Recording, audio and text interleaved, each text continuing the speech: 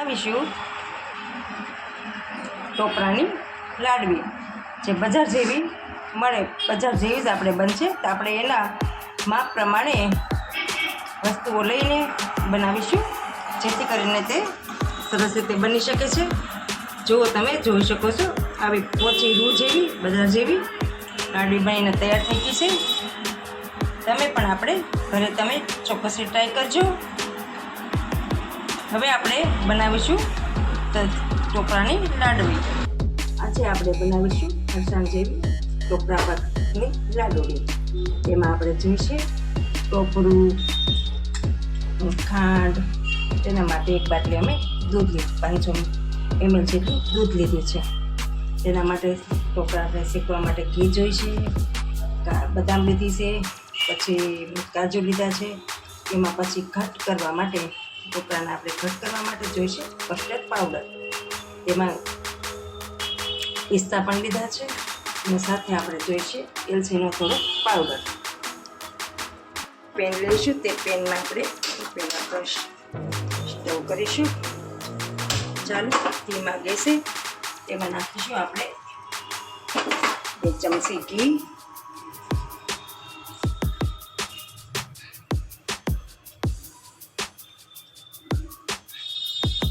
પછી આપણે નાખીશું તેમાં ટોપરાનો છીણ.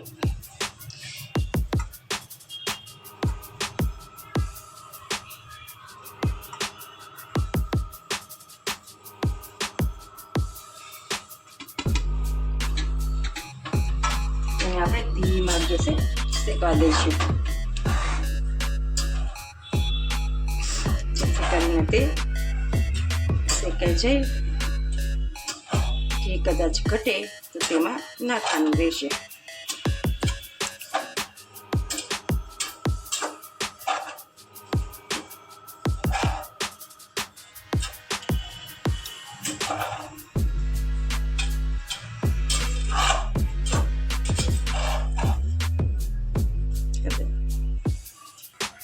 સતત હલાવતા રહીશું, જેથી કરીને તેમને દાજે નહીં. સતત હલાવવાથી નીચે બેસે નહીં અને દાજે નહીં, જેથી કરીને તે મસ્ત રીતે શેકાઈ જાય.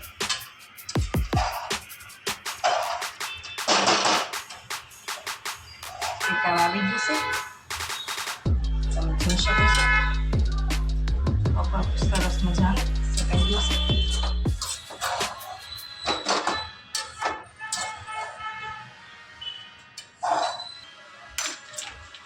ટોપરું આપણું શેકાઈ ગયું છે.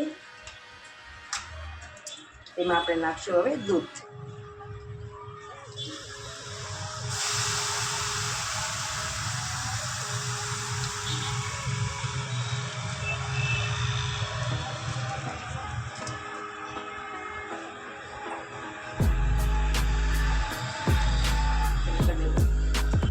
ઠંડુ દૂધ નાખીશું.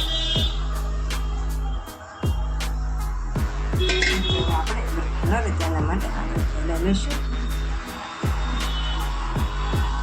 અને કઠો લેવાનો જોઈએ, સ્મૂથ.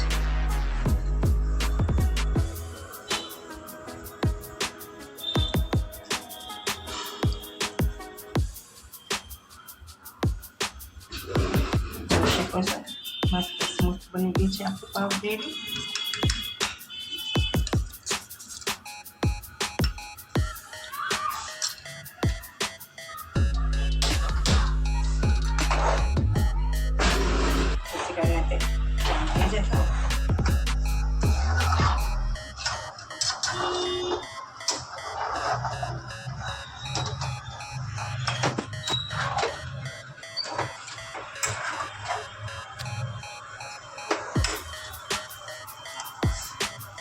તેમાં આપણે નાખીશું ખાંડ.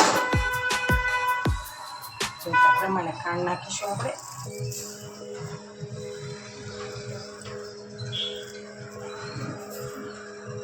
તેમાં નાખીશું પાછું આપણે ઘી.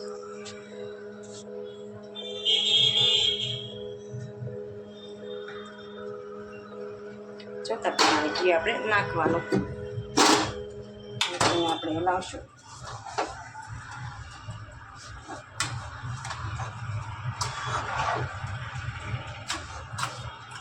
અને સતત હલાવતા રહેવું પડે જેથી કરીને તે નીચે બેસે નહીં, ખાંડ ઉકળી ન જાય ત્યારે કે એકરસ ન થાય ત્યાં સુધી ઢોકળાને આપણે હલાવતા રહેવાનું.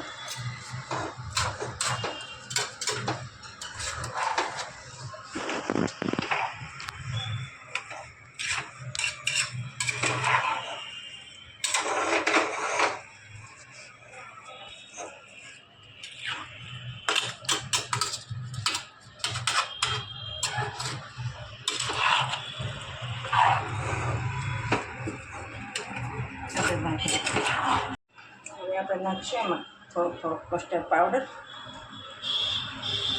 જેથી કે એનો કલર મસ્તી ન આવે અને એનો સ્વાદ પણ મસ્તી ન આવે.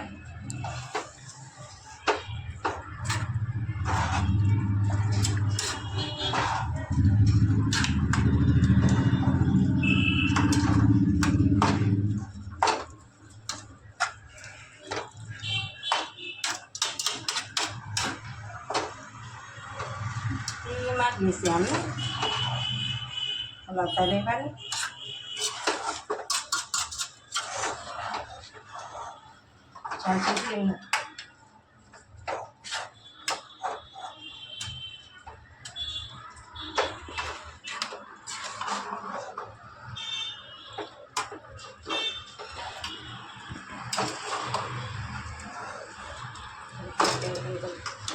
ગેસ ધીમો કરી હવે એમાં આપણે કાજુના ટુકડા,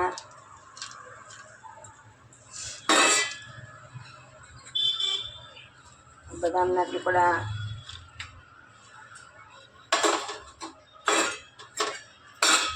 અને પિસ્તાના ટુકડા હવે એને સારી રીતે મિક્સ કરી લેવાનું.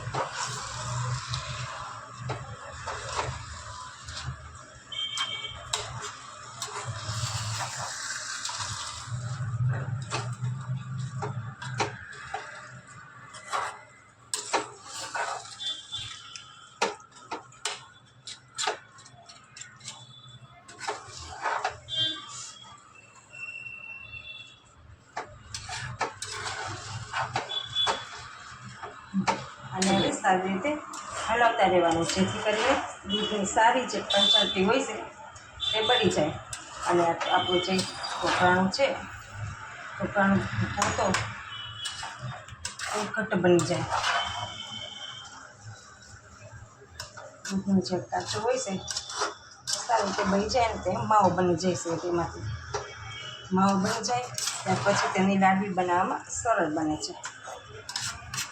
હવે આપણે નાખીશું એલચીનો થોડોક એવો સ્વાદ અનુસાર ભૂકો, જેથી તેનો સ્વાદ બહુ સરસ આવે છે.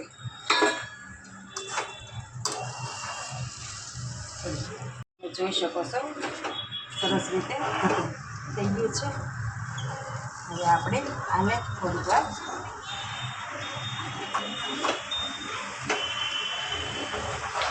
જો મસ્ત રીતે ઠંડુ સરસ થઈ ગયું, સરસ રીતે કટ થઈ ગયું છે.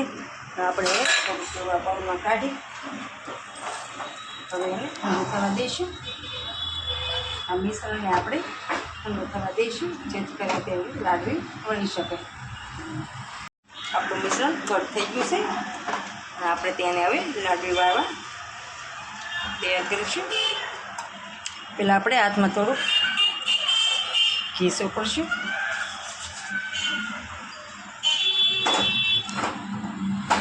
જેથી કરીને લાડવી આપણી મસ્ત રીતે વળી શકે છે. આવી રીતે લાડવી વળતી જવાની.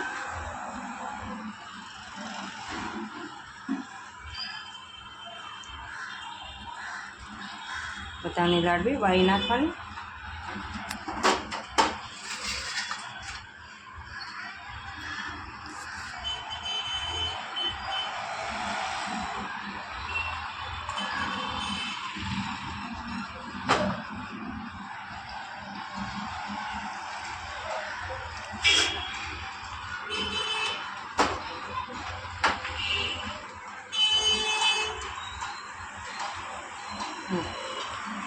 હવે આપણે એમાં ડેકોરેટ કરવા માટે ટોપરું તે ડેકોરેટ કરીશું.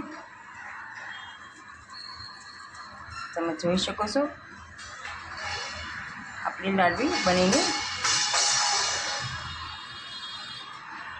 આપણી લાડવી બનીને તૈયાર થઈ ગઈ છે।